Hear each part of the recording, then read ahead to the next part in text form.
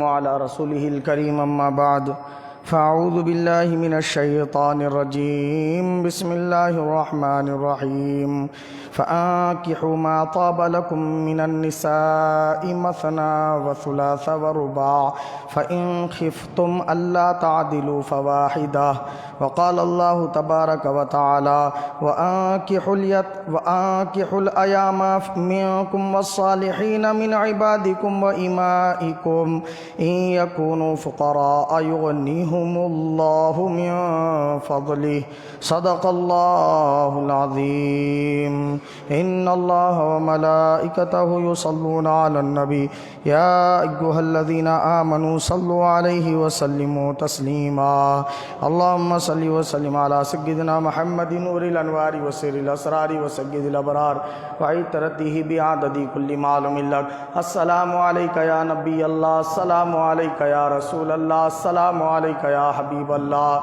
السلام عليك يا نور الله السلام عليك يا ذكر الله السلام عليك يا حبل الله السلام عليك يا صبغة الله السلام عليك يا سيف الله السلام عليك يا خاتم النبيين السلام عليك يا رحمة للعالمين السلام عليك يا محمد مصطفى السلام عليك يا أحمد مجتبى صلی اللہ تعالی علیہ وسلم۔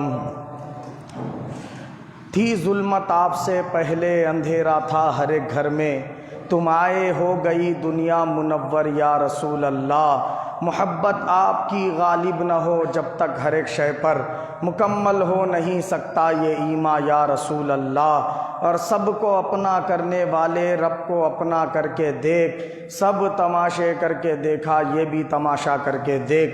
عزیزان ملت اسلامیہ، یہ اللہ رب العزت کا بے پناہ فضل و کرم ہے کہ اس نے ہم تمام کو ہر جمعہ کی طرح آج بھی یہاں جمع ہونے کی سعادت نصیب فرمائی۔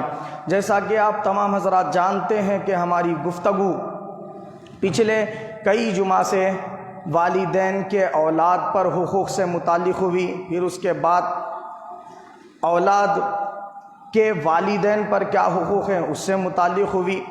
آج ہماری جو گفتگو ہے وہ نکاح سے متعلق ہے۔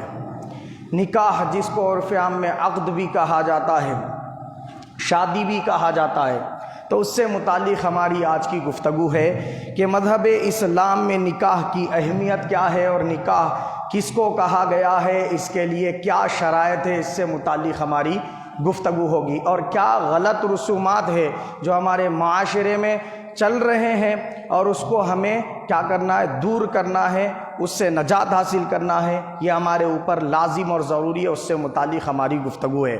میں نے قرآن شریف سے آیت کریمہ جو تلاوت کی، 2 آیات مبارکہ تلاوت کی۔ پہلی آیت کریمہ جو تلاوت کی وہ پارہ نمبر 4 سے سورہ نساء کی آیت کریمہ ہے، اور دوسری جو آیت تلاوت کی پارہ نمبر 18 سے سورہ نور کی آیت کریمہ ہے۔ آیت نمبر کیا ہے؟ 32 اور 33 ہے، اور پہلی جو آیت تلاوت کی وہ سورہ نساء کی آیت نمبر 3 ہے۔ اس میں اللہ پاک ارشاد فرماتا ہے، کیا ارشاد فرماتا ہے؟ فَانكِحُوا مَا طَابَ لَكُم مِّنَ النِّسَاءِ مَثْنَىٰ وَثُلَاثَ وَرُبَاعَ فَإِنْ خِفْتُمْ أَلَّا تَعْدِلُوا فَوَاحِدَةً۔ فرمایا اللہ تعالیٰ نے کہ تم نکاح کرو۔ کس کو حکم دیا جا رہا ہے؟ ہم ایمان والوں کو حکم دیا جا رہا ہے کہ اے مومن بندو، اے میرے اطاعت گزار بندو، اے میرے محبوب صلی اللہ علیہ وسلم کی غلامی میں آ جانے والے بندو، تم کیا کرو؟ نکاح کرو۔ جب نکاح کرنا چاہو تو اگر تمہاری طاقت استطاعت ہے تو ایک سے نکاح کرو، اگر تمہاری طاقت اور زیادہ ہے، مالی طور پر بھی تم بہت زیادہ مضبوط ہو، جسمانی صحت کے اعتبار سے بھی بہت مضبوط ہو، اور تم یہ جو ہے نا یقین رکھتے ہو کہ میں ایک سے زیادہ نکاح کروں گا تو پھر ان کے اندر انصاف کو قائم کر سکوں گا، تو ایسی تمہاری صلاحیت ہے، قابلیت ہے، تو اس صورت میں تم 2 بھی نکاح کر سکتے، اور تم 3 بھی نکاح کر سکتے، اور تم 4 بھی نکاح کر سکتے۔ آخری حکم اللہ تعالیٰ نے 4 نکاح تک کا دیا ہے۔ یہ رسول پاک صلی اللہ علیہ وسلم کی خصوصیت ہے کہ اللہ تعالیٰ نے حضور پاک صلی اللہ علیہ وسلم کو 11 نکاح فرمانے کا حکم دیا۔ اور سرکار جب بھی نکاح فرماتے تھے اللہ تعالیٰ کی طرف سے حکم آنے کے بعد نکاح فرماتے تھے کہ فلاں خاتون سے آپ نکاح فرمائیے، تو حکم کے مطابق سرکار دو جہاں صلی اللہ علیہ وسلم نکاح فرماتے تھے۔ لیکن اب کسی امتی کے لیے جائز نہیں ہے کہ وہ 11 نکاح ایک ساتھ ایک ہی مجلس میں کرے، یا 4 بیویوں کے موجود ہوتے ہوئے کہ ان میں سے کوئی وصال بھی نہیں کی، کوئی طلاق بھی نہیں پائی، مگر وہ اس کے باوجود کہ 4 بیویاں اس کے نکاح میں رہتے ہوئے 5ویں بیوی کو لائی ہے، اس کے لیے جائز نہیں ہے، کسی بھی امتی کے لیے جائز نہیں ہے۔ لیکن رسول پاک صلی اللہ علیہ وسلم کا یہ خاصہ ہے کہ سرکار کے لیے اللہ تعالیٰ نے 4 سے بھی زائد ازواج کے یعنی نکاح میں لانے کا حکم دیا ہے، وہ صرف سرکار کی خاصیت ہے، خصوصیت ہے۔ بات گوشے گزار ہوئی، تو ہم ایمان والوں کو حکم دیا 4 تک نکاح کر سکتے اگر استطاعت اور طاقت ہے، اور اللہ پاک نے فرمایا جب تم کو یہ اندیشہ ہو، یہ ڈر لگنے لگے کہ تم ان بیویوں میں انصاف نہیں کر سکو گے، دوسرا نکاح کریں گے تو 2 بیویوں میں انصاف نہیں کر سکیں گے، ان کے جو ہے نا حقوق جو ہیں وہ ادا برابر نہیں کر سکیں گے، تو اللہ رب العزت نے فرمایا، کیا فرمایا اللہ پاک نے؟ فَإِنْ خِفْتُمْ أَلَّا تَعْدِلُوا فَوَاحِدَةً، تو انصاف نہ کرنے کا تم کو ڈر ہے، ان کے درمیان میں حقوق ادا نہ کرنے کا تم کو ڈر ہے، تو ویسی صورت میں ایک ہی بیوی پر اکتفا کرو۔ تو یہ اللہ تعالیٰ نے ہم کو حکم دیا، یہ آیت کریمہ میں نکاح کا بیان ہے۔ تو ہم کیا کر سکتے ہیں؟ طاقت اور استطاعت کے مطابق 2 بھی نکاح کر سکتے ہیں، 3 بھی کر سکتے ہیں، 4 بھی کر سکتے ہیں، 4 سے زائد نہیں کر سکتے۔ اور فرمایا اگر تم کو کیا ہے معلوم ہے انصاف کرنے کے بارے میں ڈر لگے کہ نہیں کر سکو گے، حق ادا نہیں کر سکو گے، تو پھر ایک ہی نکاح پر اکتفا کرو، یہ تمہارے لیے زیادہ بہتر ہے۔ تو ایک ہی بیوی والے رہو، یہ کیا ہے تمہارے لیے زیادہ بہتر ہے، یہ اللہ تعالیٰ نے فرمایا۔ دوسری آیت کریمہ جو میں نے سنائی، اب اس میں فضیلت بیان فرمائی اللہ پاک نے کہ نکاح کرے تو پھر کیا ملتا ہے، نکاح کرے تو کیا عطا کیا جاتا ہے، کیا فضیلت تم کو حاصل ہوتی ہے۔ فرمایا اللہ پاک نے وَأَنْكِحُوا الْأَيَامَ مِنْكُمْ وَالصَّالِحِينَ مِنْ عِبَادِكُمْ وَإِمَائِكُمْ إِنْ يَكُونُوا فُقَرَاءَ يُغْنِهُمُ اللَّهُ مِنْ فَضْلِهِ، فرمایا وَاللَّهُ وَاسِعٌ عَلِيمٌ، کہ اپنے یہاں کی جو ایسی عورتیں ہیں جن کے شوہر انتقال کر چکے یا شوہر نے ان کو طلاق دے دی ہے، بیوہ ہیں، تو ویسی اپنی بچیوں کا جلد سے جلد نکاح کر دو۔ فرمایا ان کو ویسے ہی رہنے مت دو، ان کا نکاح کر دو، یعنی دوسری ان کی شادی کر کے دے دو۔ شوہر کا وصال ہو گیا، آپ کیا شادی کرتے، بلکہ گھر میں ویسی بٹھا کے مت رکھ لو۔ اور کیا فرمایا؟ اگر شوہر نے طلاق دے دی تو دوسری شادی کرنے کو عیوب سمجھتے ہوتے، معیوب سمجھتے ہوئے شادی نہ کرو، ایسا بھی نہ کرو، بلکہ کیا کرو ان کی دوسری شادی کرنے میں کوئی حرج نہیں ہے، کر دو۔ اور فرمایا اللہ پاک نے اپنے نیک غلاموں باندیوں، اب غلامی کا تو دور رہا نہیں، تو بعض علماء کرام نے فرمایا کہ اپنے بچوں کی شادی کرنے میں جلدی کرو، جن کی شادی ابھی ایک بار بھی نہیں ہوئی، بچے ہوں یا بچیاں ہوں، ان کی شادی کرنے میں جلدی کرو۔ فرمایا اللہ پاک نے اگر وہ فقیر ہیں، غریب ہیں، ان کے پاس دولت نہیں ہے، دولت کے معاملے میں کمزور ہے، تو اللہ ان کو نکاح کرنے کی وجہ سے دولت مند بنا دے گا، اللہ ان کو غنی کر دے گا، اللہ تعالیٰ ان کو مالدار بنا دے گا، اپنے فضل سے ان کو مالدار بنا دے گا۔ یہ اللہ رب العزت نے فضیلت بیان فرمائی۔ اب یہاں پر یہ 2 آیات کریمہ کا آپ نے ترجمہ سماعت کیا، اب یہاں پر حدیث پاک سنا دیتا ہوں۔ رسول پاک صلی اللہ تعالی وسلم نے حدیث پاک میں ارشاد فرمایا، یہ حدیث المعجم الاوسط طبرانی کی حدیث پاک ہے، یعنی صحیح بخاری۔ درود شریف پڑھ لیجیے، اللہم صلی وسلم علی سیدنا محمد وعطرتہ بعدد کل معلوم لک۔ ہاں، کنز العمال کی حدیث پاک ہے، کتاب النکاح جلد نمبر 16 صفحہ نمبر 203، حدیث نمبر 4576 ہے۔ فرمایا اس میں حضرت ابو بکر صدیق رضی اللہ عنہ سے روایت ہے، فرماتے ہیں اللہ کے رسول صلی اللہ علیہ وسلم نے فرمایا کہ تم کیا کرو، اللہ کے حکم، یعنی کیا حکم دیا اللہ نے؟ نکاح کرو، نکاح کرو، حکم کی تم تعمیل کرو، اللہ کے اس حکم پر عمل کرو تو اللہ تعالیٰ اپنا جو وعدہ کیا ہے وہ وعدے کو پورا کرے گا، تم کو مالدار بنا دے گا فرمایا۔ یہ حدیث پاک سے معلوم ہوا کہ جو بندہ نکاح کرتا ہے تو اللہ تعالیٰ اس کو مالدار بنا دیتا ہے، اس کو غنی بنا دیتا ہے، اس کو کیا ہے صاحب استطاعت بنا دیتا ہے۔ آگے فرمایا اللہ کے رسول صلی اللہ علیہ وسلم نے کہ نکاح 4 وجوہات سے کیا جاتا ہے۔ پہلی وجہ یہ ہے کہ آدمی یا تو مالداری کی وجہ سے نکاح کرتا ہے، یا پھر حسب نسب کو دیکھ کر نکاح کرتا ہے، یا پھر حسن و جمال کو دیکھ کر نکاح کرتا ہے، یا پھر دینداری کی وجہ سے نکاح کرتا ہے۔ یہ 4 وجوہات بیان فرمائی۔ کوئی بھی آدمی کسی سے بھی نکاح کرتا ہے تو یہ 4 وجوہات کی بنا پر نکاح کرتا ہے۔ یہ حدیث جو سنائی صحیح بخاری کی ہے، کتاب النکاح جلد نمبر 5 صفحہ نمبر 1958 ہے، حدیث نمبر 4802 ہے، ابو ہریرہ رضی اللہ عنہ سے روایت ہے۔ اب اس میں 4 باتیں بتائی اللہ کے رسول نے۔ پہلی بات بیان فرمائی کہ مالداری کی وجہ سے لوگ نکاح کرتے ہیں، تو حضور نے یہ منع نہیں فرمایا کہ مالدار اگر ہے تو اس سے نکاح نہ کرو، یہ نہیں فرمایا۔ کیا فرمایا حضور؟ عموماً لوگ کیا کرتے ہیں؟ مالداری کے لالچ میں نکاح کرتے ہیں۔ دوسرا، یا پھر مالداری میں نہیں ہے تو کیا کرتے؟ حسب نسب کو دیکھ کے، ارے بڑے خاندان کے لوگ ہیں، بولے بڑی شان اور عزت والے لوگ ہیں، تو عزت، شان، شوکت اور ان کے حسب نسب کو دیکھ کر کیا کرتے؟ نکاح کرتے۔ اور تیسرا کیا فرمایا؟ تیسرا فرمایا ان کے حسن و جمال کو دیکھ کے نکاح کرتے۔ چوتھا، دینداری دیکھ کر نکاح کرتے۔ 4 ہی وجہ سے نکاح کرتے۔ مگر ہم کو حکم دیا حضور نے، جب تم لڑکی کو دیکھنے جاؤ یا لڑکی والے لڑکے کو دیکھنے کے لیے آئے تو وہ کیا کریں؟ وہ یہ دیکھیں کہ وہ مالدار ہے یا نہیں ہے، کمانے والا ہے یا نہیں ہے، یہ دیکھیں وہ مالدار کتنا ہے، حسب نسب والا کتنا ہے، اور ساتھ میں حسن و جمال والا کتنا ہے، دیندار کتنا ہے، 4 چیزوں کو بھی دیکھے۔ مگر سلیکٹ کرنے کا ہے، نکاح کرنے کے لیے اب طے کرنا ہے رشتہ، تو حضور نے فرمایا دینداری کے اوپر کیا کرو؟ سبقت لو۔ یعنی وہ بچہ یا بچی کے اندر دینداری کتنی بڑھ کر ہے۔ اگر اس کے اندر یہ تینوں چیزیں کمزور ہیں، مالدار بھی نہیں ہے اور حسن و جمال بھی کم ہے، اور فرمایا کہ حسب نسب کے اعتبار سے بھی اتنا معتبر نہیں ہے، تو یہ 3 چیزیں کم ہیں مگر ایک چیز اس کے اندر زیادہ ہے، دینداری، تو اللہ کے رسول نے فرمایا تو اس کے دینداری کی وجہ سے اس سے نکاح کرو فرمایا۔ کیوں ایسا فرمایا؟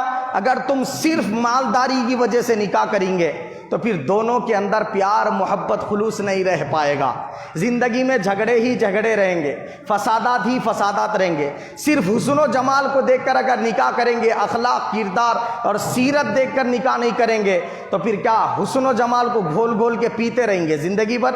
بولیے آپ، اگر اس کے اخلاق اچھے نہیں رہے، وہ آپ کی خدمت کرنے والی نہیں رہی، آپ کو خوش کرنے والی، راضی کرنے والی نہیں رہی، آپ کے والدین کی خدمت کرنے والی نہیں رہی، آپ کے گھر کے کام کاج کرنے والی نہیں رہی، ہر بات پہ جھگڑا کرنے والی رہی، تو کیا حسن و جمال چاٹتے پھرو گے؟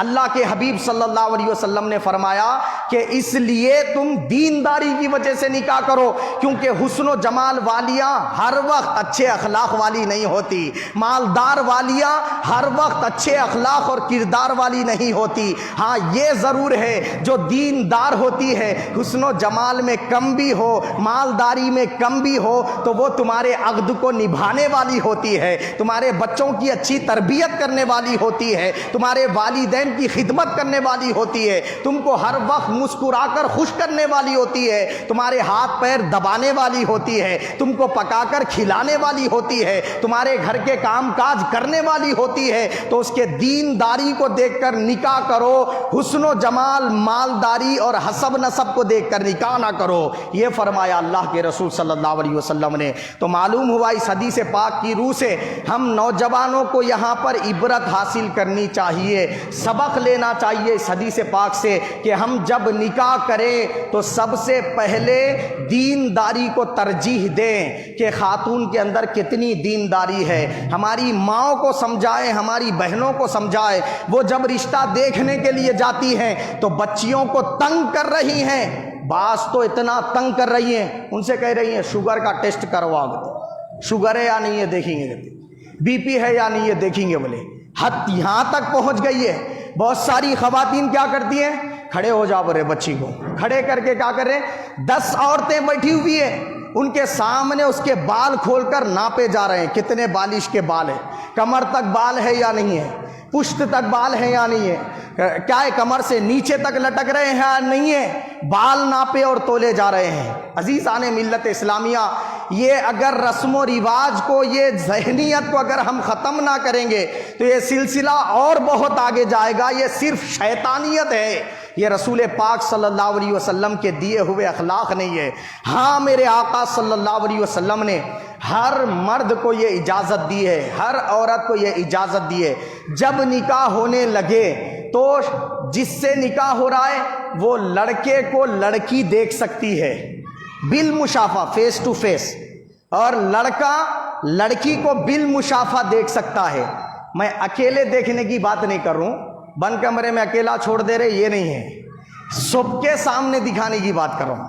نہیں، اب جیسا کہ آپ گئے لڑکی والوں کے پاس دیکھنے کے لیے لڑکی کو، والد صاحب گئے، بھائی گئے، چاچا گئے، ماموں گئے، کوئی بھی جو لڑکے کے طرف سے ذمہ دار حضرات ہیں یہ گئے، اور لڑکی کے جو ہے نا والدہ وغیرہ جو ذمہ دار حضرات ہیں وہ گئے، خواتین میں سے یہ بھی گئے، مرد حضرات میں سے یہ بھی گئے، اور ان لوگوں نے جب وہ لڑکی کو دیکھا تو بتائیے یہ غیر محرم تھے یا محرم تھے؟ غیر محرم تھے۔ تو جب لڑکے کو ہی دکھانے کی بات آتی تو غیر محرم یاد آ جاتے، باقی جتنے حضرات کو آپ دکھائے لڑکی وہ غیر محرم نہیں تھے کیا؟ لڑکے کا باپ غیر محرم نہیں تھا، لڑکے کا بھائی غیر محرم نہیں تھا؟ جب اتنے حضرات کو دکھانے میں کوئی شکوہ شکایت نہ تھی تو لڑکے کو دکھانے میں حرج کیا ہے؟ میری بات سمجھے نہیں سمجھے؟ جو سنت رسول ہے ہم اس کو کیا کر دیے؟ خلاف شرع بنا لیے، اور جو خلاف شرع بات ہے اس کو سنت رسول سمجھ لیے بیٹھے ہیں۔ یہ ہماری کم علمی کی وجہ سے ہے۔ تو عزیزان ملت اسلامیہ، صحابہ اکرام کا دور مبارک اٹھا کر دیکھیے کہ جب وہ اپنے بچوں بچیوں کا نکاح کرتے تو ایک دوسرے کو دکھا دیتے تھے تاکہ بعد میں ان دونوں کے درمیان محبتیں قائم رہ سکے۔ ہم کیا کرتے ہیں، رسم ہونے والا ہے جبھی بھی نہیں دکھاتے اس کو، شادی تک بولے دیکھ نہیں دیکھے تو محبت قائم رہتی، کہتے یہ الٹی ہی چال چلتے ہیں، بولے الٹی ہی چال چلتے ہیں ہمارے پاس۔ تو کیا ہے صحیح طریقہ؟ دکھا دیا جائے، کم از کم اتنا تو کیا جائے کہ تصویر دکھا دی جائے، اور تصویر میں بھی دھوکہ اور آج کل ہے نہیں، بولیے آپ کیسے کیسے تصویریں بنا دی جا رہی، کالے کو گورا بنا دیا جا رہا، معیوب کو جو ہے حسن و جمال والا بنا کے دکھا دیا جا رہا۔ اب انہیں خالی فوٹو کے اوپر اکتفا کریں گا، انہیں سمجھیں گا یہی حور میرے نکاح میں آنے والی ہے، بعد میں جب دیکھا تو میک اپ پورا اتر گیا تو بولے چڑیل نظر آ رہی ہے نہیں، بولیے آپ۔ تو یہ جو ہے نا چیز دونوں کے درمیان پیار محبت کا سبب نہیں بن سکتی۔ تو اس لیے کیا ہے، دونوں کو ایک دوسرے کو دکھا دینا ضروری ہے۔ اسی طرح میرے آقا صلی اللہ علیہ وسلم نے حدیث پاک میں نکاح کی فضیلت بیان کرتے ہوئے فرمایا، المعجم الاوسط طبرانی کی حدیث پاک ہے، جلد 2 صفحہ نمبر 12 حدیث نمبر 2342 ہے، فرمایا رسول پاک صلی اللہ علیہ وسلم نے، جو شخص کسی عورت سے نکاح اس لیے کرے کہ وہ عزت والی ہے، عزت پانے کے لیے نکاح کرے، تو اللہ کے رسول صلی اللہ علیہ وسلم نے فرمایا تو اللہ اس نکاح کے بعد وہ مرد کے ذلت میں اضافہ کر دے گا، فرمایا اس کو ہر جگہ ذلیل ہی ہونا پڑے گا۔ اور دوسرا کیا فرمایا سرکار نے، جو کسی عورت سے اس کے مال کی وجہ سے نکاح کرے تو حضور نے فرمایا اللہ تعالیٰ اس کی محتاجی کو بڑھا دے گا۔ جو کسی عورت سے نکاح اس لیے کرے کہ وہ حسب نسب کے اعتبار سے اعلیٰ ہے تو حضور نے فرمایا اللہ تعالیٰ وہ شخص کے کمینے پن میں اضافہ کر دے گا۔ اور فرمایا رسول پاک صلی اللہ علیہ وسلم نے، جو کسی عورت سے اس نیت سے نکاح کرے کہ میری نگاہ کسی دوسری عورتوں کو نہ دیکھے، اجنبی عورتوں کو دیکھنے سے میری نگاہیں بچیں، میری پاک دامنی پامال نہ ہو، میں کیا ہے پاک دامن رہوں، باعزت رہوں، اپنے آپ کو غلط گناہوں کے راستے پر نہ ڈال سکوں، وہ اس سے بچانے کے لیے کیا کیا، کسی عورت سے نکاح کیا۔ تو اللہ کے رسول صلی اللہ علیہ وسلم نے فرمایا اللہ تعالیٰ اس کی عزت میں بھی اضافہ کرے گا، وہ عورت اور مرد کے درمیان برکت عطا فرما دے گا۔ تو جو برکت حاصل کرنے کے ذرائع ہیں وہ اللہ رسول نے صاف بیان کر دیے ہم کو کہ نکاح کرو تو اس طریقے پر کرو تو کیا ہوگا؟ برکتیں رہیں گی۔ اس طریقے پر کرو تو کیا ہوگا؟ اللہ عزتوں سے نوازے گا۔ اس طریقے پر کرو تو کیا ہوگا؟ اللہ مالدار بنا دے گا۔ اس طریقے پر کرو تو کیا ہوگا؟ اللہ اجر و ثواب سے نواز دے گا۔ جو بندہ نکاح کو صرف اس لیے کرتا ہے کہ اس کی شہوت جو ہے نا دور ہو، شہوت کو ختم کرنے کے لیے نکاح کو کر رہا، بس یہی مقصد ہے اس کے نکاح کا، تو اس کو کوئی ثواب نہیں ہے نکاح کرا تو۔ ثواب کب ہے؟ جب انہیں اس نیت سے نکاح کرنا کہ میرے آقا کی سنت ہے، اس نیت سے نکاح کرنا کہ میں اپنے آپ کو زنا سے بچا سکوں، تو اللہ کے رسول نے فرمایا کہ وہ شخص کے لیے وہ نکاح باعث برکت ہوگا، باعث ثواب ہوگا۔ یہی تمام فقہی مسائل کی کتابوں میں لکھا ہوا ہے۔ اسی طریقے سے حدیث پاک میں حضور نے فرمایا الدنیا کلھا متاع وخیر متاع الدنیا المرأۃ الصالحہ، صحیح مسلم کتاب الرضا باب خیر متاع الدنیا صفحہ نمبر 774 حدیث نمبر 1466 ہے۔ اس میں اللہ کے رسول نے فرمایا کہ دنیا ساری کی ساری فائدہ اٹھانے کی جگہ ہے۔ دنیا کیا ہے؟ فائدہ اٹھانے کی جگہ ہے، اور دنیا کا سب سے بہترین فائدہ کیا ہے؟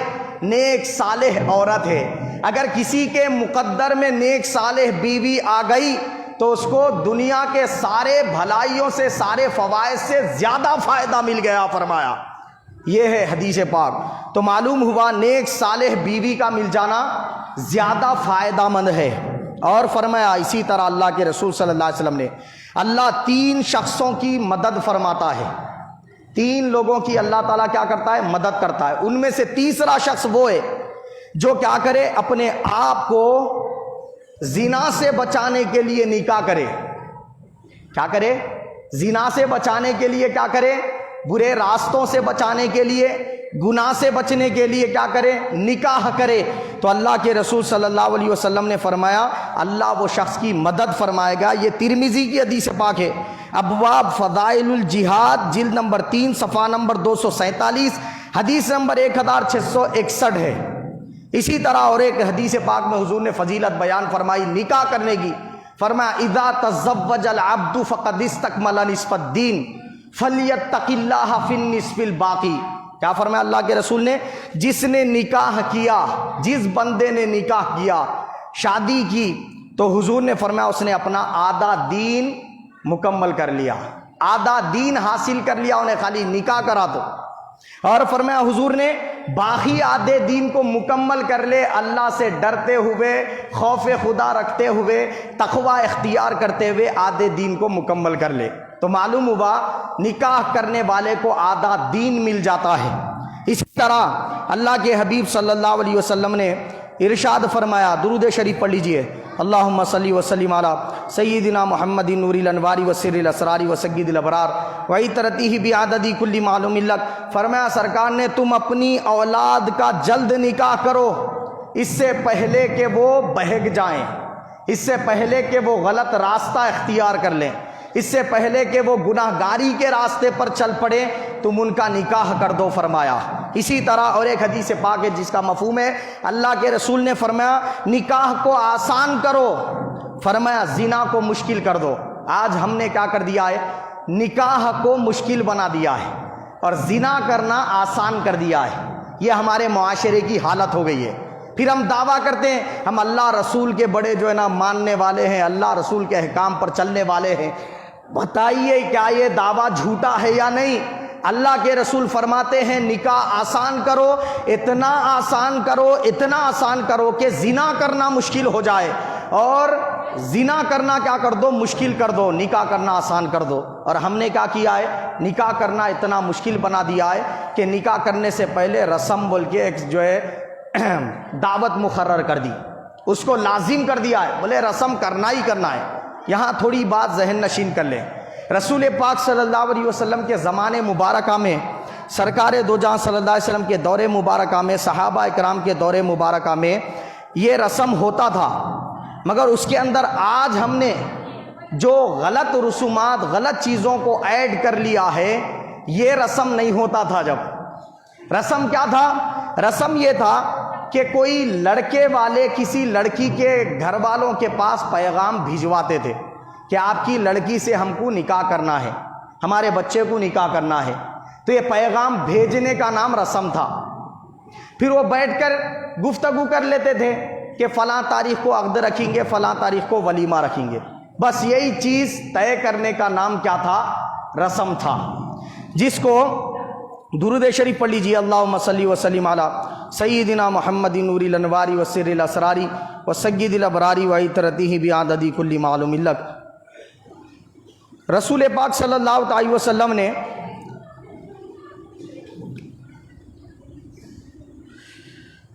حضور پاک صلی اللہ علیہ وسلم کے دور مبارک میں کیا تھا؟ یہ رسم تھا. اور ہم نے کیا کر دیا؟ وہ رسم کے اندر بہت ساری چیزوں کو ایڈ کر لیے. دولہے کو سونے کا چھلا پہنانا، دولہے کو سونے کی انگوٹھی پہنانا. یہ سونا مرد کے لیے پہنانا حرام ہے. کیا بول رہے دولہے والے معلوم؟ ہم بچی کو سونے کی انگوٹھی پہنائے بولے تو کیا ان لوگ فری میں چھوٹ جانا، مفت میں چھوٹ جانا بولے؟ تو وہ لوگ بھی سونے کی انگوٹھی پہنانا بولے تو یہ غلط ہے. آپ کو پہنا کون بولے؟ کائی کے واسطے جا کے پہنائے؟ حماقت کیوں تھی آپ کو؟ 1 تولے گچ پہنانا کیا ضروری تھا؟ 2 تولے گچ پہنانا کیا ضروری تھا؟ یہ پہناؤ بول کے اللہ رسول لازم کرے تھے جو آپ جا کے پہنائے، اور پہنا کے پھر وصول بھی کرتے گئے. ہم پہنائے تم بھی پہنانا، تو یہ عدلے کو بدلا ہو گیا نا، ہے نہیں بولا آپ؟ تو آپ اگر آپ کی طرف سے دلہن کو خوشی سے دینا چاہ رہے، رشتہ طے ہو رہا بول کے انگوٹھی پہنانا چاہ رہے، تو آپ کی طرف سے دلہن کو تحفہ ہے. یہ لازم اور ضروری نہیں ہے. دلہن والے بھی دولہے کو انگوٹھی پہنانا بول کے اس کو لازم سمجھنا اور اس کا نام رسم کہنا، یہ کیا ہے؟ اسلام کے اندر بدعت کی حیثیت رکھتا ہے اور یہ حرام ہے. اس سے اجتناب کرنے کی ضرورت ہے. ہاں اگر دلہن والے اپنی خوشی سے دلہے کو انگوٹھی پہنا رہے ہیں تو ان کے لیے بھی یہ جائز نہیں ہے کہ سونے کی انگوٹھی پہنائے. سونے کی جگہ پر چاندی کی انگوٹھی پہنا سکتے. اور چاندی کی انگوٹھی قیمتی پہنانا چاہ رہے تو چاندی کی انگوٹھی میں نگینہ لگا لیں، ہیرا نگ لگا لیں، نگ کی جگہ پر ہیرا لگا لیں، فیروزہ کنکر لگا لیں، عقیق لگا لیں، یاقوت لگا لیں، تو قیمتی پتھر لگا کر وہ انگوٹھی کیا کرے؟ دولہے کو پہنا دے. سونے کی انگوٹھی پہنانا یہ جائز ہی نہیں ہے. بات سمجھ میں آئی؟ اسی طریقے سے بعض حضرات رسم کے نام پر کیا کر رہے ہیں؟ لاکھوں روپے کی دعوت کر رہے ہیں، اسٹیج سجائے جا رہے ہیں، پھول پر اتنا خرچہ ہو رہا ہے رسم کے نام پر کہ ہر گھر والا اب دولہے کے رشتہ دار پورے کے پورے لے کے آ رہے پھول کے ہار اور دلہن کو پہنا رہے. دلہن والے کیا کر رہے؟ پورے کے پورے رشتہ دار لے کے آ رہے دلہے کو پہنا رہے. تو اتنے پھولوں کے اوپر خرچ ہو رہے ہیں پیسے کہ اس کے ذریعے آپ دین کی، ملت کی خدمت انجام دے سکتے. خالی اگر ہماری قوم رسموں کے نام پر جو پھولوں پر خرچ ہو رہے ہیں پیسے، وہ پھولوں کے پیسے ہی اٹھا کر رکھ دے تو کئی غریب بچیوں کی شادیاں ہو جائیں. میری بات سمجھ رہے؟ ہر گھر کی بات کر رہا ہوں میں. ایک گھر کے پھول کے پیسوں سے شادی نہیں ہوتی. میں کیا بات بتا رہا ہوں؟ نظام آباد کے اندر کتنے مسلمان ہیں؟ ہر گھر کا مسلمان یہ اگر طے کر لے کہ میرے بچے کے رسم میں پھول پہنانا ہی نہیں ہے، ایک ہار پر اکتفا کر لے، پہنانا بھی ہے تو ایک ہی ہار کافی ہے. میں یہ نہیں کہہ رہا جائز نہیں ہے، میں یہ کہہ رہا ہوں کہ پھول کے ہاروں پر اتنا جو خرچ کیا جا رہا ہے اس کو لازم سمجھا جا رہا ہے اور یہ سمجھا جا رہا ہے کہ فلاں شخص صاحب کیا کرے؟ ہمارے بچے کے رسم میں پھول کا ہار ڈالے بولے تو اب ہم کو بھی ان کے بچے کے رسم میں پھول پہنانا ہے بولے. کیا انہوں ہمارے بچے کے منجے میں جو ہے نا پھول کا ہار لے کے آئے بولے اب لے کے جانا ہی جانا ہے بولے. یہ ضروری نہیں ہے. یہ جو ہم لاگو کر لے رہے، لازم کر لے رہے، آپ کسی بھی مفتی سے پوچھ لیجئے. میں میری بات نہیں کر رہا ہوں، ایسا نہیں کہ میں بیان کر رہا ہوں تو میری بات کو ایکسیپٹ کر لے. آپ ہر عالم دین سے جا کر یہ مسئلہ پوچھے، سبوں نے یہی بیان کیا ہے. میں صرف میری رائے یا میری طرف سے بات نہیں کر رہا، تو بتا رہا ہوں یہ بات کہ منجے کے نام پر کتنے پھول ہم پہنا رہے ہیں. سوچئے ذرا، سانچک کے نام پر کتنی بربادی ہو رہی ہے. تو ابھی شادی نہیں آئی، ابھی تو صرف رسم ہو رہا ہے. رسم میں کیا کر رہے؟ ریشم کا لباس مرد کو پہنا دیا جا رہا. اگر ریشم مرد کو پہنائے تو اس کا پہننا حرام، پہنانا حرام، دونوں چیزیں بھی حرام. اسی طریقے سے درود شریف پڑھ لیجیے، اللہم صلی وسلم علی سیدنا محمد نور الانواری وسر الاسراری وسید الابراری وعطرتہ بعدد کل معلوم لک۔ مہندی لگائی جا رہی دولہے کے ہاتھوں میں، دولہے کو ہلدی لگائی جا رہی ہے، یہ خواتین کے لیے ہے، ان کی زینت کے سامان ہے، ان کے لیے یہ چیزیں درست ہے، مگر دولہے کو جو ہے گھونگھٹ کی طرح اڑا دینا سر پر اور اس کو مہندی لگا دینا، اس کو ہلدی لگا دینا، یہ پابندیاں اس کے لیے کر دینا، بھلے وہ منجے میں کر دو، بھلے وہ رسم میں کرو، بھلے وہ سانچک کے نام پر کرو، بھلے وہ شادی کے نام پر کرو، ہر صورت میں یہ ناجائز اور حرام ہے۔ اتنی ساری چیزیں ہم نکاح سے پہلے حرام کرتے ہیں اور پھر یہ چاہتے ہیں کہ دلہا دلہن کے درمیان محبت قائم رہے، دلہا دلہن بڑے محبت سے رہیں، ان کا رشتہ بڑا سنبھل کر چلے، یہ ٹوٹنے نہ پائے، یہ ہماری تمنائیں ہوتی ہیں۔ جو اللہ رسول نے دی تھی شادی وہ تو کرنے کے لیے راضی نہیں، اور تمنا یہ کرتے ہیں کہ اللہ رحمت نازل کرے، اللہ برکت نازل کرے، رسول پاک کی نگاہ کرم ہو جائے۔ ارے کیا خاک نگاہ کرم ہوگی؟ وہ رسول جس نے آپ کو کہا کہ عقد دلہن والوں کے لیے ہے اور دولہے والوں کے لیے دو دعوتیں، ایک عقد دوسرا ولیمہ، یہ دو دعوتیں دی تھی، اتنی آسان شادی دی۔ جو شادی ہمارے نبی نے ہم کو دی وہ غیر قوم حضرات اس کو اپناتے چلے جا رہے ہیں، جو ان کے پاس شادی تھی تباہ کن اس کو مسلمان اپناتے جا رہے ہیں۔ بولیے یہ رسم و رواج جو ہم نے اپنے اوپر لاگو کر لیے ہیں، کیا یہ ہمارے مذہب اسلام کی دی ہوئی ہے یا کافروں کے پاس کی دی ہوئی ہے؟ بولیے کافروں کی دی ہوئی رسم و رواج پر ہے۔ کس منہ سے ہم اپنے آپ کو مسلمان کہتے ہیں؟ عزیزان ملت اسلامیہ، کہتے یہ ہیں مرد حضرات کہ ہماری عورتیں نہیں سنتی، تو ہم کو حکمران بنایا ہے اللہ پاک نے۔ کیا بتائیے، جب آپ غصے میں آ جاتے ہیں، کوئی بات آپ کی بیوی نہیں مان رہی، جلال میں آ کے بولے تو مانتی نہیں مانتی۔ کبھی کبھی تو ایسا ہوتا آپ جلال میں آ گئے تو پورے گھر والے نکو رے بھائی نے جلال میں آ جا رہا بول کے جو بولا وہ سن لیتے، سنتے نہیں سنتے، پورے گھر والوں کو جھکا سکتے آپ اپنی بات پہ۔ یہ دم ہے ہر مرد کے اندر، اللہ نے قدرتی رکھا ہے، مگر ہم کیا کرتے ہیں، نہیں چاہتے کہ جو ہے نا یہ شادی میں جو ہے نا یہ چیز ناجائز جو ہے یہ ختم ہو جائے، ہم چاہتے ہی نہیں۔ تب بتائیے معاشرے سے یہ چیزیں ختم کیسے ہوں گی، اس کا ازالہ کیسے ہوگا؟ تو اللہ کے رسول صلی اللہ علیہ وسلم نے ہم کو فرمایا نکاح آسان کرو، ہم نے اتنا مشکل بنا دیا۔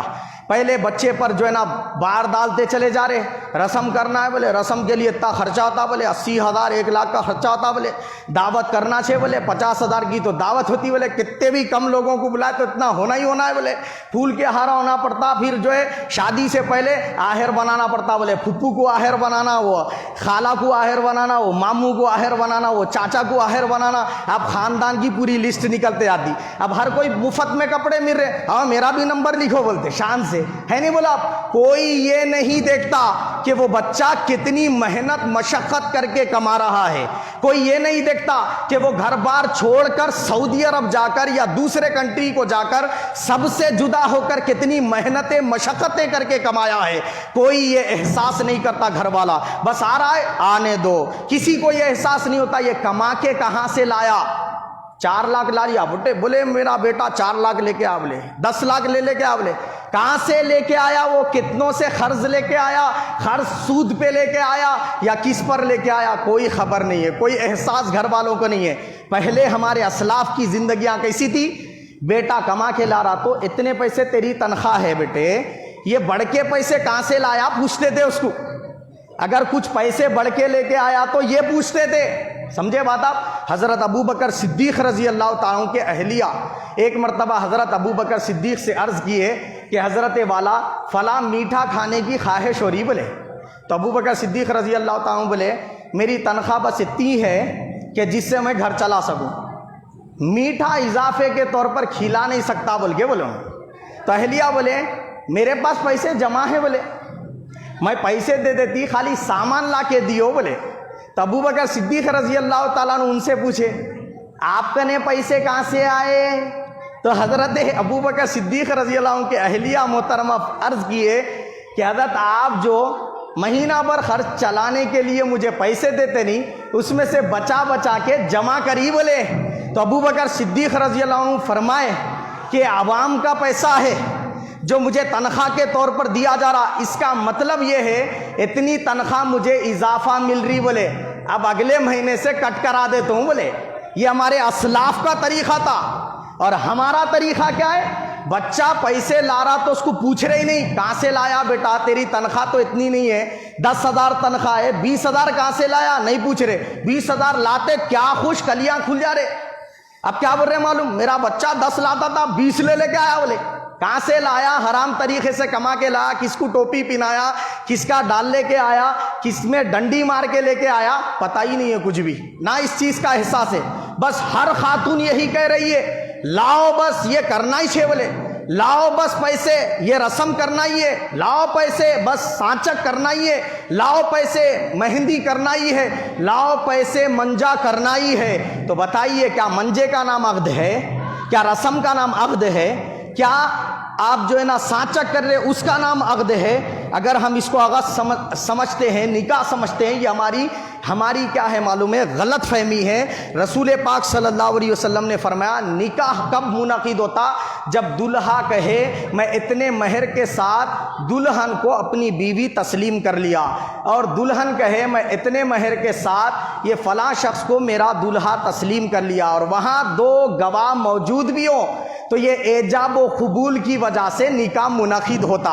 رسم میں یہ نہیں ہو رہا، رسم میں کیا ہو رہا ہے، خالی وعدہ کرتے آپ کہ ہم ہمارے بچے کا نکاح فلاں بچی سے کریں گے۔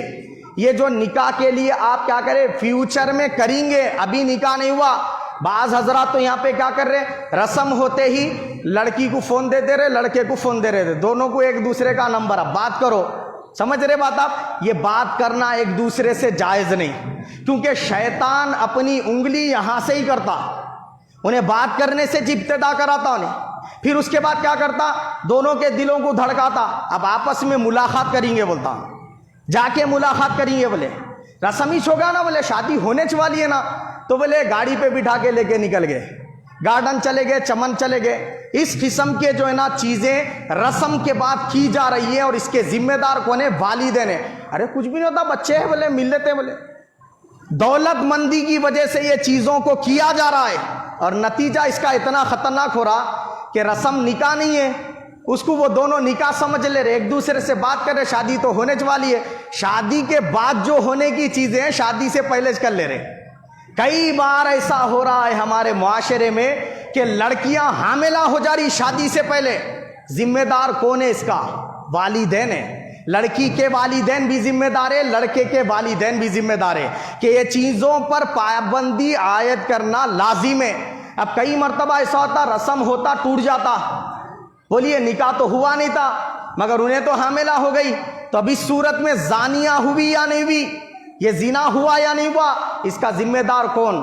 ہم معاشرے کے اندر جو بڑے حضرات ہیں یہ ذمہ دار ہیں کہ اپنے گھر میں اپنی اولاد کی صحیح طریقے سے تربیت کریں، جو رسم اللہ رسول کا دیا ہوا ہے بس اسی پر اکتفا کریں۔ اور کیا ہے، منجے کے نام پر ہزاروں نہیں لاکھوں روپئے خرچ کیے جا رہے ہیں، اسٹیج سجایا جا رہا ہے، خالی اسٹیج پر ہی 50-50 ہزار 60-60 ہزار خرچ کیے جا رہے۔ بولیے آپ اس کے اندر ہم کتنے غریب بچیوں کی شادیاں نہیں کر سکتے؟ میں ایسا نہیں کر رہا ہوں کہ میں بری ہوں، ہر ایک کی بات بتا رہا ہوں میں، ہر عالم کی بھی یہ ذمہ داری ہے، ہر مفتی کی بھی یہ ذمہ داری ہے، ہر شخص جو معاشرے کے اندر موجود ہے وہ ہر شخص اس کا ذمہ دار ہے کہ وہ یہ قدم اٹھائے۔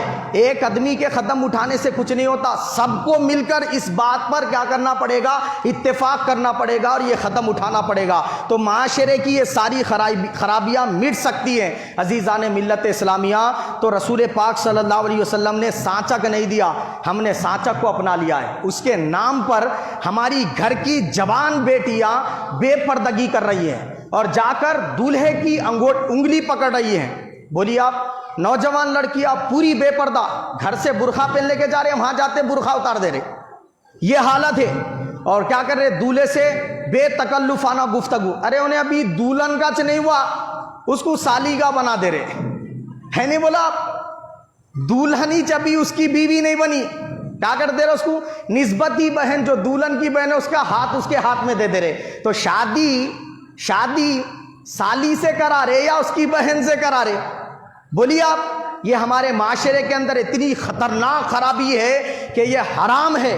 اتنے سارے حرام کام کرنے کے بعد ہم امید رکھتے ہیں کہ اللہ ہم پر رحم فرمائے، کرم فرمائے. بولیے رحم ہوگا، کرم ہوگا؟ رحم اس وقت ہوگا جب بندہ اللہ کے بتائے ہوئے طریقے پر چلے. رحم کرم اس وقت نازل ہوگا جب رسول کے بتائے ہوئے طریقے پر چلے. ہم نے طریقہ تو ان کا چھوڑ دیا اور امید کرتے ہیں اللہ ہماری مدد کرے، تو مدد شامل حال نہیں ہوتی، رحمت نازل نہیں ہوتی، برکت نازل نہیں ہوتی. نتیجہ یہ ہوتا ہے شادیاں ہوتی ہے پھر طلاق کی صورت پیش آتی ہے. اس کی وجہ کیا ہے؟ وجہ یہ ہے ہم نے اس طرز پر شادی کرنا، نکاح کرنا چھوڑ دیا ہے جو طریقہ اللہ رسول کا ہم کو دیا ہوا ہے. انشاءاللہ آگے کی گفتگو آئندہ جمعہ سماعت کریں گے. اللہ تعالیٰ سے دعا ہے اللہ پاک مجھے اور آپ سب کو حق قبول کرنے، اس پر عمل کرنے کی توفیق عطا فرمائے. ہم سب کا اور مسلمان کا خاتمہ بالخیر فرمائے. آمین ثم آمین.